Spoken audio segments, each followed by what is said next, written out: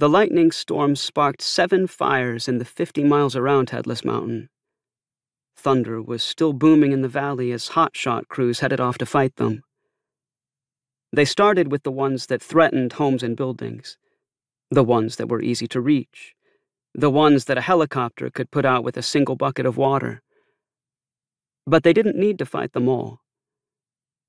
Fires are good for the forests. They clean out the old dead wood and make room for new growth. Just as people build new cities on top of old ones, forests flourish on the ashes of others. So a few are left to burn for days or weeks at a time.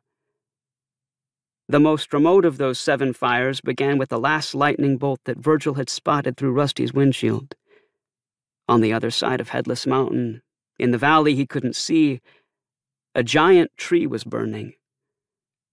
It was a Douglas fir as old as America.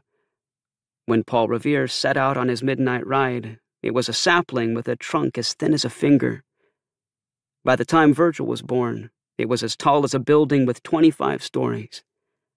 Centuries of fire, wind, and snow had blackened its bark and chopped away its limbs. A survivor of summer drought and winter storms, of fire, flood, and plague, it had seemed immortal. Until the lightning struck. 1 billion volts of electricity shot through the tree, and in that instant it exploded. The branches blew off, the top sheared away, the trunk split open for 100 feet. Inside, the sap began to boil, and clouds of steamy smoke wrapped around the tree like the windings of a mummy. Though nearly chopped in half, the tree was still standing. Deep inside the splintered trunk, yellow flames flickered at the dark core known as the heartwood.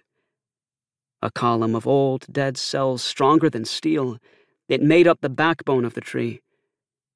If the storm brought rain, or if firefighters arrived in time, the tree could still survive.